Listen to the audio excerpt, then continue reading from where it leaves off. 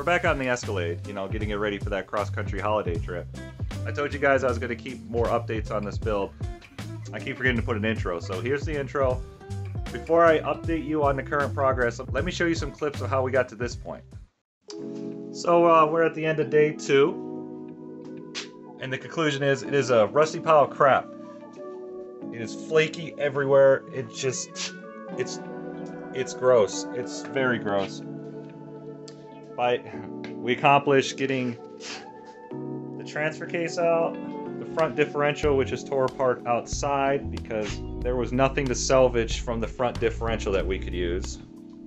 The carrier bearings were shot, the axle support bearings were shot, the pinion bearing was shot, and the ring gear had excessive wear, and the case halves are shot because the bearing race is spinning them. But luckily, it actually came out. We got the CV on the driver's side out because that one was... The boots were bad and all the grease flung out of it and they just kept running it. And we were able to get the rock sliders mocked up on the driver's side. There's still a little rust in the back corner here we have to deal with, but you know, 90% of this truck is rust anyways. But Jeff is the one who cut this one into it, and he's got it looking pretty good. So from here, all we have to do is stitch weld it, paint it, seam seal it, and do the passenger side the same way, and it should be good to go.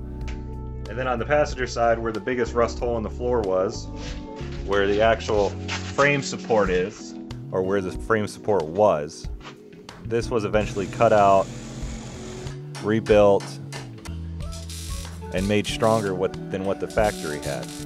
And then it was time to attack the quarter panels. Since these things were full of rust anyways, and the easiest way to shove a 35-inch tire under a vehicle that has no lift on it is to just cut everything else that's in the way of said tire.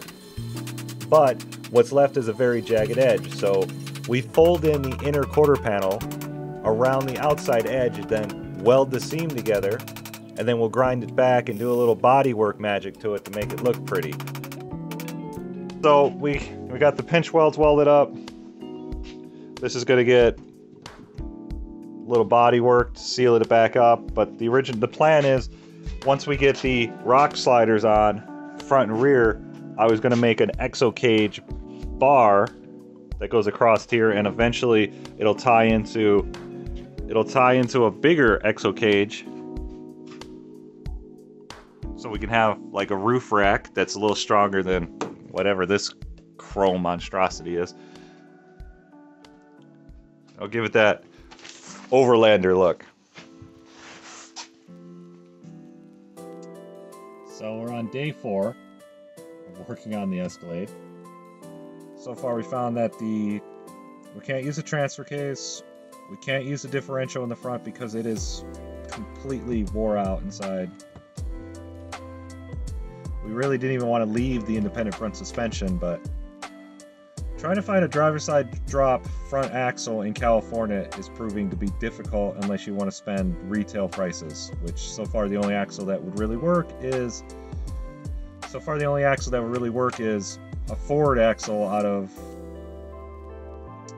either a half-ton up to 80, a half-ton from either an old half-ton Ford up until a 1980 because they switched independent front suspension as well, or I have to use Super Duty parts, which is the better option other than the Super Duty bolt pattern. But again, don't want to spend retail on that because I know I can go to Michigan and get them for 1/4 the price.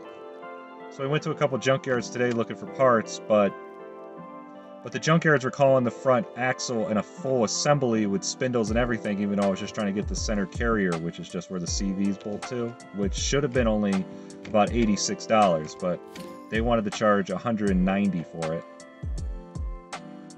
And the only one we actually could find was the wrong gear ratio. It was a better gear ratio, so we were actually going to re-gear the rear end in this because it doesn't have a limited slip in it anyway, so it felt like it'd be a good time to do that since we have the parts truck with the G80 Govlock in it. So as you know, not my favorite option. So while we were junkyarding, we actually found an Eaton clutch style that somebody had swapped in. And that truck, somebody swapped the 410s in, but we didn't have the parts to pull the pinion yoke off because it was takes a big socket.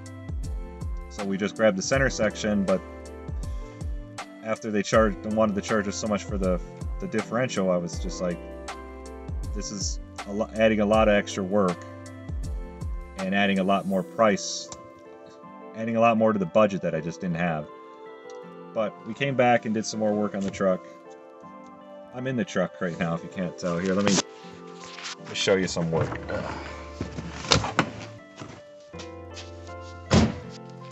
We started prepping this fine looking frame for the rock slider supports.